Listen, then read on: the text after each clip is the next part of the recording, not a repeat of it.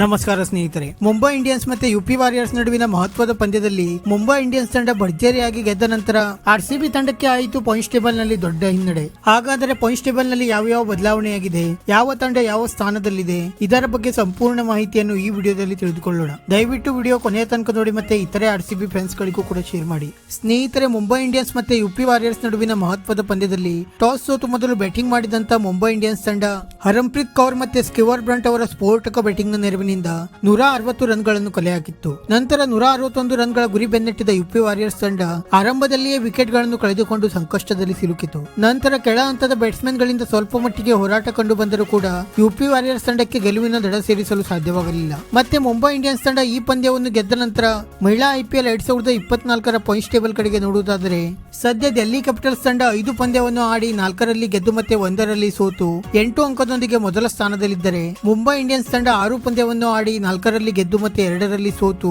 8 ಅಂಕದೊಂದಿಗೆ 2ನೇ ಸ್ಥಾನದಲ್ಲಿದೆ. ಮತ್ತೆ ಆರ್ಸಿಬಿ ತಂಡ 6 ಪಂದ್ಯವನ್ನು ಆಡಿ 3ರಲ್ಲಿ ಗೆದ್ದು ಮತ್ತೆ 3ರಲ್ಲಿ ಸೋತು 6 ಅಂಕದೊಂದಿಗೆ 3ನೇ ಸ್ಥಾನಕ್ಕೆ ಕುಸಿದಿದ್ದರೆ, ಯುಪಿ ವಾರಿಯರ್ಸ್ ತಂಡ 6 ಪಂದ್ಯವನ್ನು ಆಡಿ 2ರಲ್ಲಿ ಗೆದ್ದು ಮತ್ತೆ 4ರಲ್ಲಿ ಸೋತು 4 ಅಂಕದೊಂದಿಗೆ 4ನೇ ಸ್ಥಾನದಲ್ಲಿದೆ. ಮತ್ತೆ ಗುಜರಾತ್ ಜೈಂಟ್ಸ್ ತಂಡ 5 ಪಂದ್ಯವನ್ನು ಆಡಿ 1ರಲ್ಲಿ ಗೆದ್ದು ಮತ್ತೆ 4ರಲ್ಲಿ ಸೋತು 2 ಅಂಕದೊಂದಿಗೆ ಪಾಯಿಂಟ್ಸ್ ಟೇಬಲ್ ನಲ್ಲಿ ಕೊನೆಯ ಸ್ಥಾನದಲ್ಲಿದೆ. ಸ್ನೇಹಿತರೆ, ಇದಾಗಿತ್ತು ಸದ್ಯದ ಮಹಿಳಾ IPL ನ ಪಾಯಿಂಟ್ಸ್ ಟೇಬಲ್. ಇದೇ ರೀತಿ ಕ್ರಿಕೆಟ್ ಸುದ್ದಿಗಾಗಿ ಈ ವಿಡಿಯೋಗೆ ಒಂದು ಲೈಕ್ ಮಾಡಿ ಮತ್ತೆ ನಮ್ಮ ಈ ಚಾನೆಲ್ ಅನ್ನು ಸಬ್ಸ್ಕ್ರೈಬ್ ಮಾಡಲು ಮರೆಯಬೇಡಿ.